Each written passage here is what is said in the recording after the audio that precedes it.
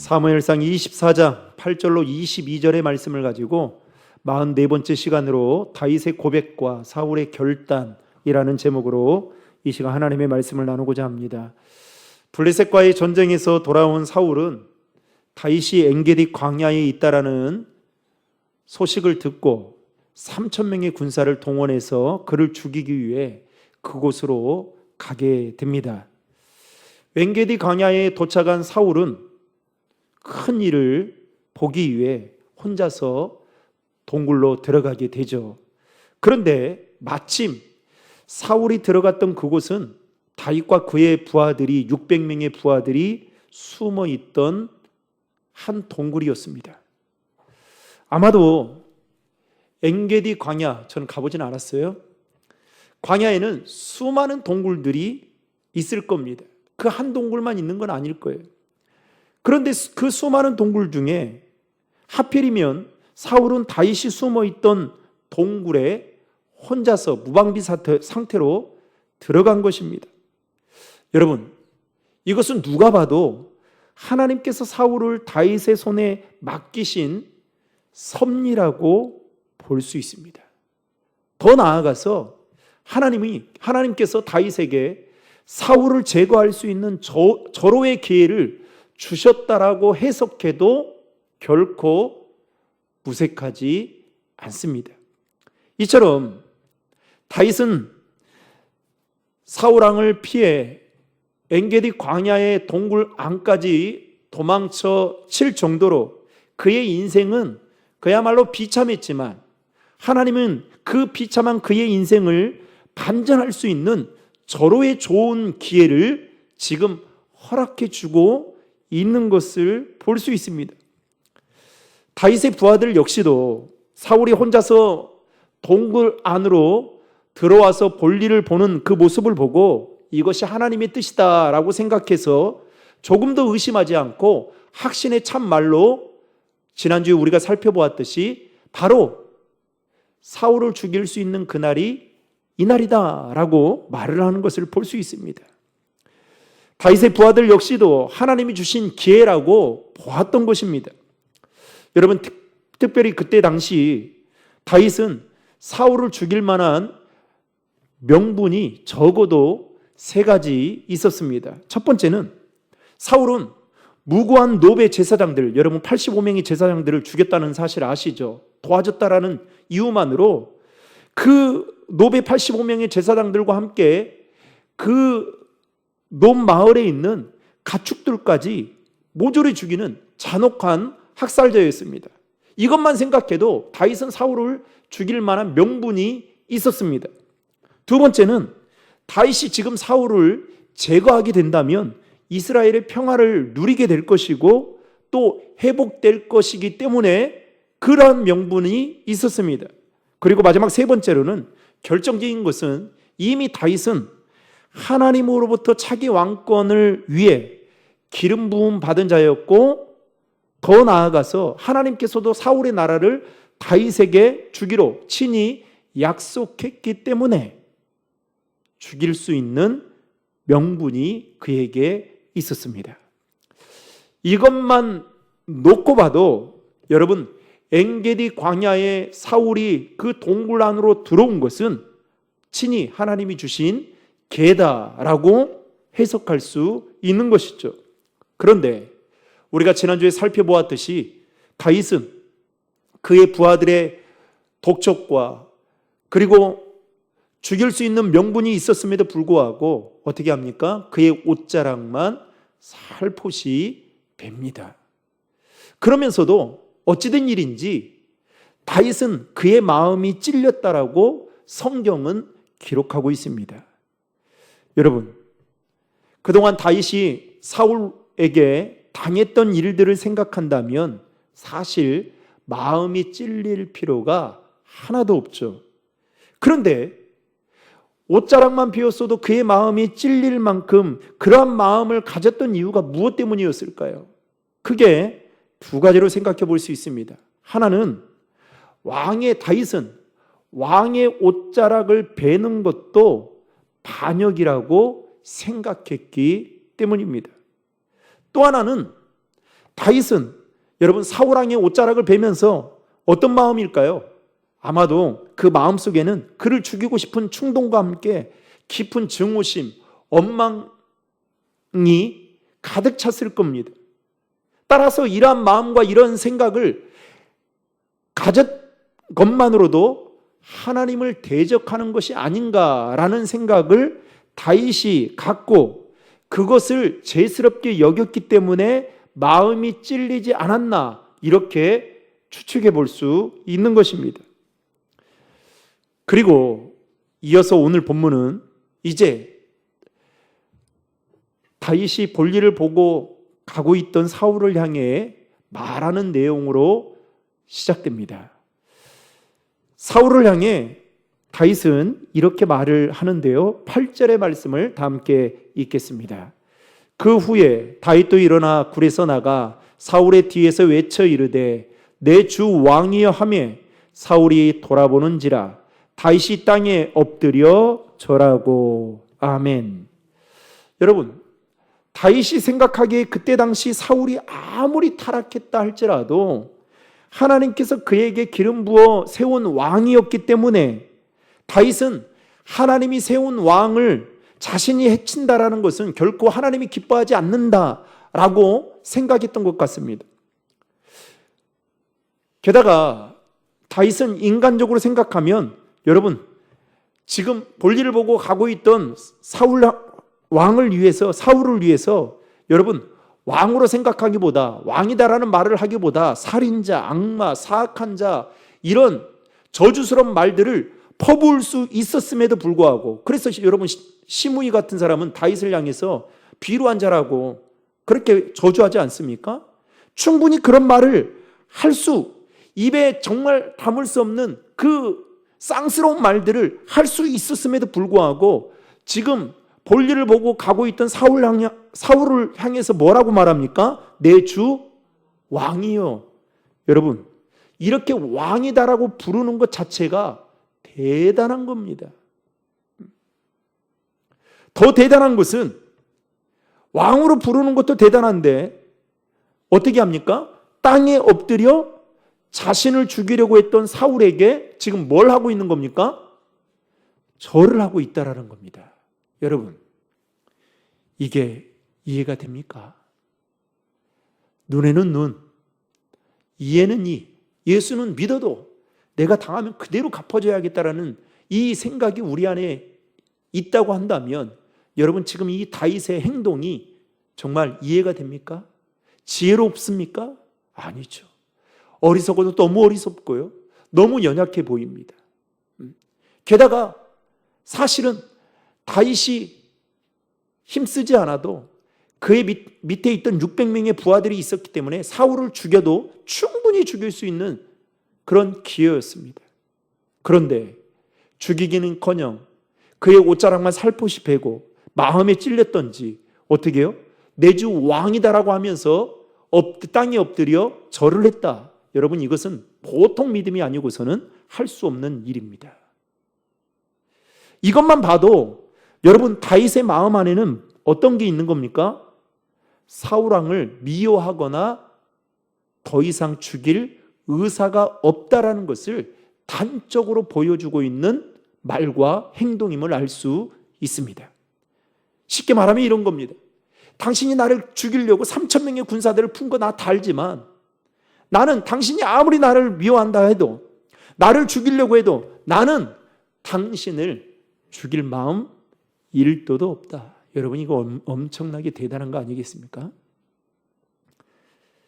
사랑하는 성도 여러분, 이 다윗의 마음이 저와 여러분에게도 있기를 주님의 이름으로 축복합니다. 그렇지 않으면요, 여러분, 억울한 일 당하면 속상해서 잠도 못 자요. 누군가 나를 모함하고 그리고 누군가 나를 궁지에 몰아넣으면 분통해서 잠을 이룰 수가 없습니다. 예배를 드려도 은혜가 안 돼요. 말씀이 들리지가 않습니다. 기도는 어느 순간부터 뚝 끊깁니다. 저도 목회를 해보니까 그렇더라고요.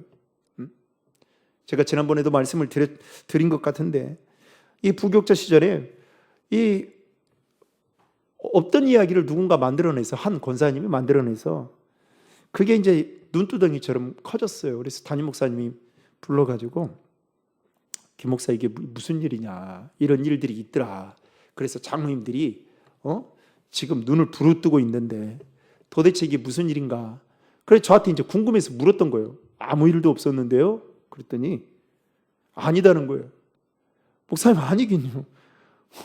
저 그분하고 이야기도 잘 안 하는데요. 그 권사님하고. 그랬더니 얼마나 없던 이야기를 했던지요. 그래서 제가 그때 그 이야기를 듣고, 그때 저희 집사람이 셋째 임신을 할 때였습니다. 그러니까 얼마나 그 이야기를 집사람이 만약에 들었다면 예민했을까라는 생각도 했을 뿐만 아니라, 그런 모함은 여러분 해서는 안 되는 거예요, 사실은. 그래서 안 되겠다 싶어가지고 제가 그 목사님 3자 대면을 했으면 좋겠습니다. 그때 안 된다는 거예요, 3자 대면. 그래서 결국은 3자 대면도 못하고요. 그리고 그냥 목사님의 말씀에 따라 그렇게 해서 그냥 일이 잘 풀리긴 했습니다만은, 그 자녀가 그때 청년부였거든요. 얼마나 보기 싫은지요. 좀 죄송합니다. 제가 청년부 사역을 하는데 그 다음부터 그 자녀를 보기가 싫더라고요. 저기 온다고 생각하면 멀리 이렇게 보고 피해버리고 싶은 생각이 좀 한두 번이 아니었어요. 우리 교구의 식구가 그것도 없던 이야기를 왜 이렇게 만들어낼까. 그래서 참 그때 별의별 생각을 다 했습니다. 내가 이거 한번 딱 이렇게 공론화 시켜가지고 한번 이야기하고 사역을 그만둬야 되겠다라는 생각이 들었어요. 한번 당해보라고. 이런 막 마음들이요, 막 엄청 났습니다. 그렇게 고민하다 보니까 살이요, 여러분 한 달 동안에 몇 킬로가 빠진지 몰라요. 예민하거든요. 여러분, 그런데 다윗을 한번 생각해 보십시오. 다윗은 우리가 당했던 그 억울함, 그리고 억울함에 비하면 정말 세 발의 피입니다. 얼마나 이 사울의 뒷모습, 아니 옷자락이 아니라 그냥 아예 그냥 그 사울의 모습 자체를 다 그냥 감춰버리고 싶은 마음이 얼마나 있었겠습니까? 그런데 놀랍게도 그는 그렇게 하지 않았습니다. 그런데 여러분, 그러면 우리는 이렇게 생각할 수 있죠. 다윗은 참 이렇게 비굴한 건가? 여러분, 그런데 다윗은 사울에게 내주 왕이여 땅에 엎드려 절을 하면서도 사울의 불의함에 대해서는 여러분 오늘 말씀해 보면 결코 침묵하지 않고 당당하게 외치고 있는 것을 볼 수 있습니다. 여러분 10절과 11절의 말씀 다 함께 읽겠습니다.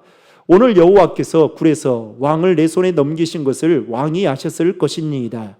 어떤 사람이 나를 권하여 왕을 죽이라 하였으나 내가 왕을 아껴 말하기를 나는 내 손을 들어 내 주를 해하지 아니하리니 그는 여호와의 기름 부음을 받은 자이기 때문이라 하였나이다. 내 아버지여 보소서, 내 손에 있는 왕의 옷자락을 보소서. 내가 왕을 죽이지 아니하고 겉옷자락만 베었은즉 내 손에 악이나 재가가 없는 줄을 오늘 아실지니이다. 왕은 내 생명을 찾아 해하려 하시나 나는 왕에게 범죄한 일이 없나이다. 아멘. 여러분, 여기서 우리는 다윗의 대담한 모습을 보게 됩니다. 우선 그는 도망자로서 사울이 굴에서 나갔으면 여러분 계속 거기에 숨어 있던지 아니면 다른 곳으로 피했어야 아마 그의 생명에도 안전했을 것입니다. 그런데 다윗은 자신의 정체를 드러내면서 사울을 불러 세우면서 지금 뭐라고 이야기합니까? 자신은 사울을 죽일 수도 있었겠지만 결코 죽일 의사가 없다라는 말을 10절과 11절의 말씀을 통해서 하고 있는 것을 보게 됩니다. 그러면서 뭐라고 말합니까? 나는 이것을 통해서 자신의 죄가 없다라는 정당함을 지금 다윗은 증명하고 있습니다. 여러분, 성경에 보면 믿음의 사람들은 한결같이 자기 원수를 갚을 수 있는 상황에도 불구하고 원수를 갚지 않는 그 특징을 보여주고 있습니다. 대표적인 사람을 꼽으라고 한다면 요셉을 들 수 있고 바울을 들 수 있고 그리고 오늘 본문에 나오는 다윗을 꼽을 수가 있습니다. 오늘 본문에서 다윗은 원수와 같은 존재였던 사울에게 원수를 갚지 않았던 그 이유는 여러분 크게 보면 하나님을 믿고 있었기 때문입니다. 다윗은 도망자의 삶을 살면서도 하나님이 나를 이런 식으로 망하게 하지 않을 거라는 확신, 또 공의로우신 하나님께서 반드시 원수에 대한 심판을 하실 것이다라는 그 믿음이 있었기 때문에 굳이 자기 스스로 손에 피를 묻힐 이유가 없다라고, 필요가 없다라고 다윗은 생각했던 것입니다. 또 하나, 다윗은 사울 왕에게 쫓기면서도 실제로 보면, 영적인 관점으로 보면 그는 많은 유익을 얻었기 때문입니다. 왜냐하면 다윗은 자신을 죽이려고 하는 사울 왕 때문에 여러분 누구를 더 붙들었습니까? 하나님을 더 붙들었기 때문입니다. 다윗은 사울 왕에게 쫓기면서 단 한순간도 하나님을 의지하지 않을 수 없었던 것을 알게 되었고, 그리고 그 마음대로 하나님을 붙들고 하나님을 의지할 수 있는 영적인 은혜를 그는 누리고 있었던 것입니다. 여러분, 이게 은혜인 거예요. 더 중요한 것은 다윗은 언젠가 자신이 하나님의 약속대로 이스라엘 왕이 될 것을 믿고 있었다는 것입니다. 단지 언제 어떤 방법으로 왕이 될지 모를 뿐이었습니다. 여하튼 다윗이 불의한 사울을 직접 처리하지 않았던 것은 권위는 하나님이 주신 것이며 불의한 권위에 대해서는 하나님께서 친히 반드시 심판하실 것이다라는 그 믿음이 다윗에게 있었기 때문입니다. 그래서 다윗은 이렇게 말을 합니다. 여러분 13절의 말씀 다 함께 읽겠습니다.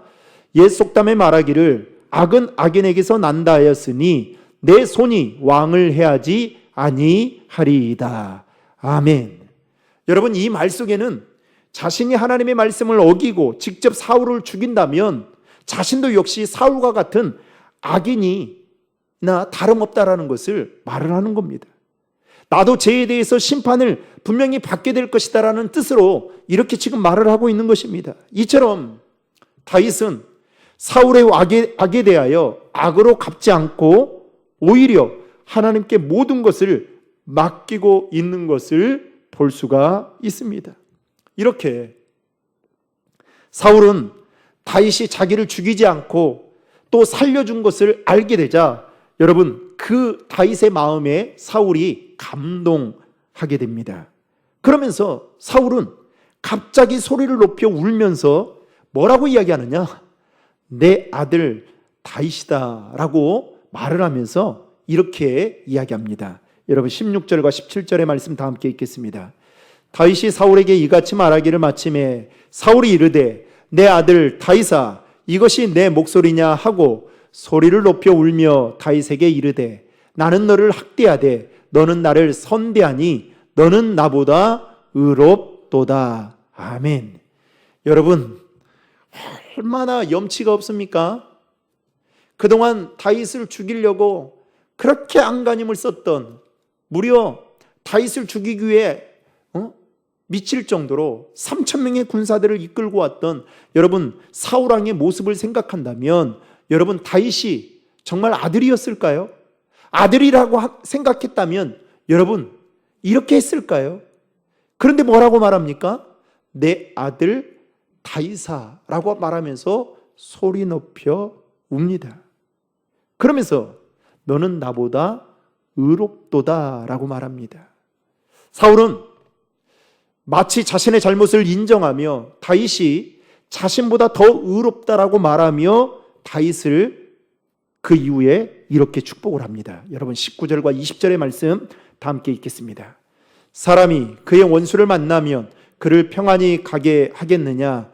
내가 오늘 내게 행한 일로 말미암아 여호와께서 내게 선으로 갚으시기를 원하노라. 보라, 나는 내가 반드시 왕이 될 것을 알고 이스라엘 나라가 내 손에 견고히 설 것을 아노니. 아멘. 이 말대로라면 사울은 다윗이 이스라엘의 왕이 될 줄 알고 자기 자식의 왕권을 물려주기 위해서 어떻게 해요? 다윗을 죽이려고 했던 것을 짐작할 수 있습니다. 그러나 여러분, 오늘 말씀해 보면 사울은 다윗이 이스라엘 왕이 될 것을 공식적으로 지금 인정하고 있는 것입니다. 여러분, 이것이야말로 놀라운 다윗의 인생의 반전이 아닐 수가 없는 것입니다. 아마도 그동안 사울은 이스라엘을 개인의 나라, 개인의 소유로 생각하고 있다 보니 자기 자식이 이스라엘 왕이 되어야 한다라는 생각을 가지고 결국 하나님의 뜻에 따라 세워질 다윗을 거부했던 것입니다. 아니, 거부를 넘어 그를 죽이고 자신의 아들을 왕으로 세우려고 했던 것입니다. 그런데 오늘 말씀해 보면 사울은 다윗을 차기 이스라엘의 왕으로 지금 인정하고 있는 것을 볼 때에 이것은 놀라운 일이 아닐 수 없는 것입니다. 어쨌든 다윗은 악을 악으로 대하지 않고 선으로 악을 갚았을 때에 사울은 그 마음의 감동을 받아 다윗을 축복했던 것을 우리는 성경을 통해 지금 확인하고 있습니다. 여러분, 결국 선이 악을 이기게 된 것을 우리는 지금 보고 있는 것입니다.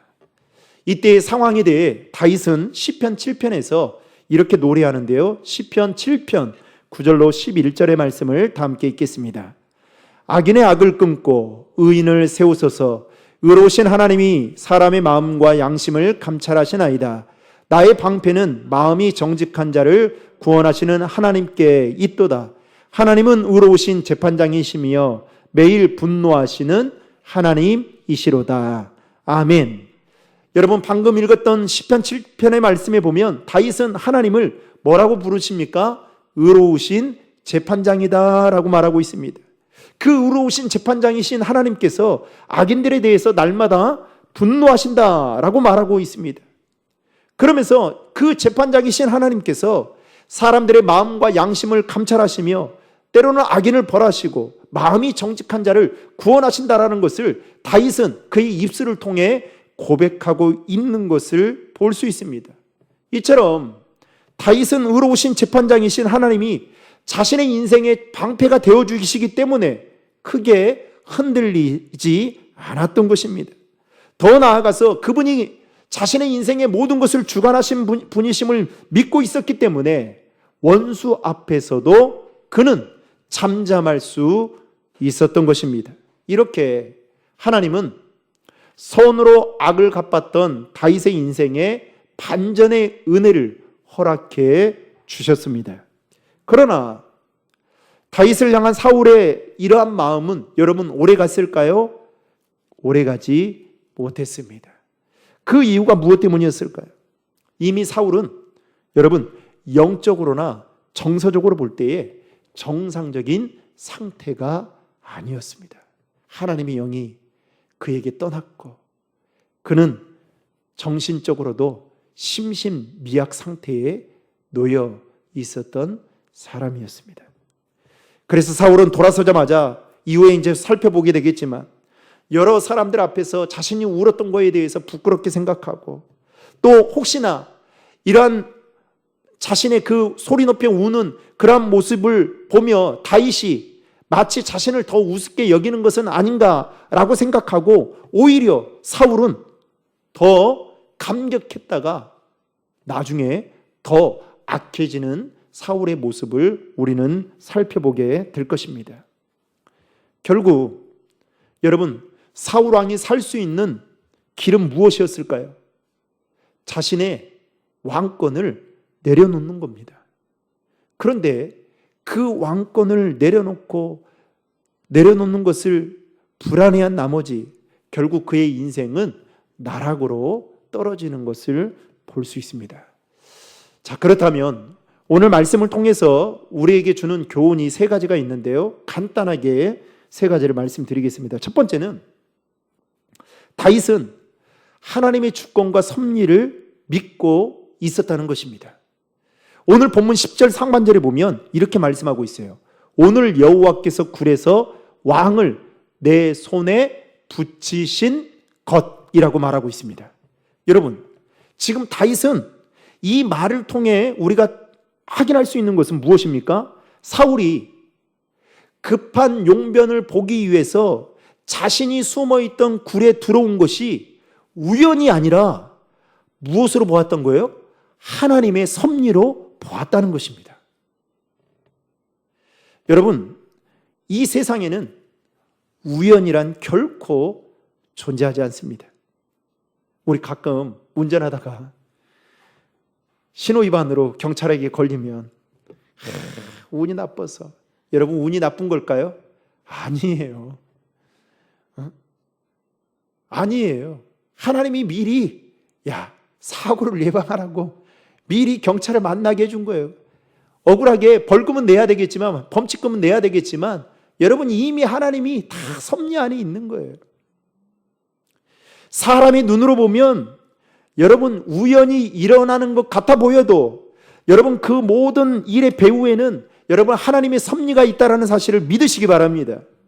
그래서 이 세상 모든 역사는 결국 우연으로 여러분 이루어지는 것이 아니라 하나님의 뜻과 주권 안에 여러분 이 세상이 움직여진다는 사실을 여러분 믿으시길 바랍니다.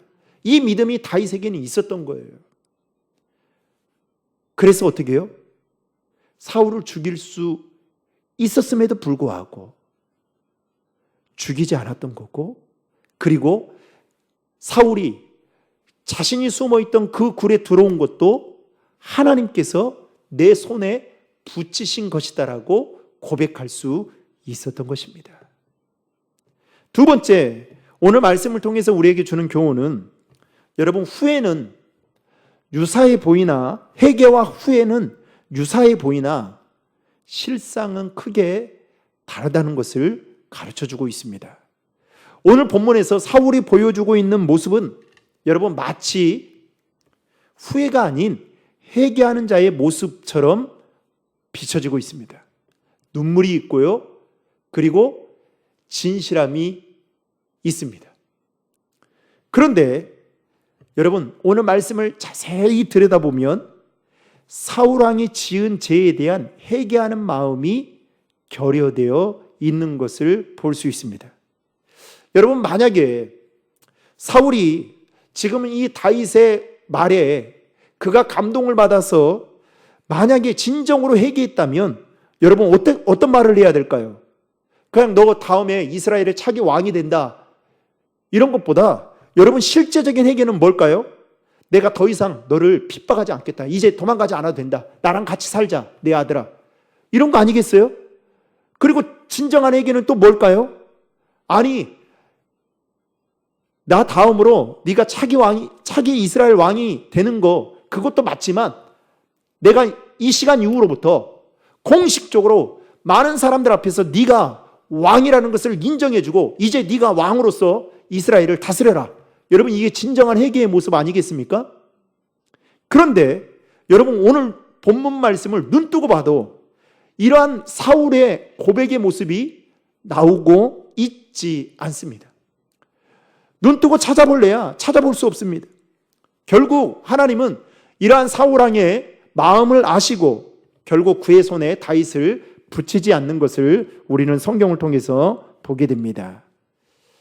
여러분 진짜 회개는 뭐냐? 회개는 후회하는 것이 아니에요. 회개는 잘못되었으면, 잘못된 방향으로 지금 가고 있으면 여러분 터닝해서 돌아와야 돼요. 우리 운전하다 보면 가끔 운전 안 하는 사람이 내 옆에 앉아가지고 이리 가라 저리 가라 막 그러잖아요. 그러면 잘못 간 거 알아요. 근데 여러분 안 가죠. 왜 그럴까요? 자존심 상하거든요. 아니면 당신이 운전을 하라는 거예요. 여러분 회개라는 것은,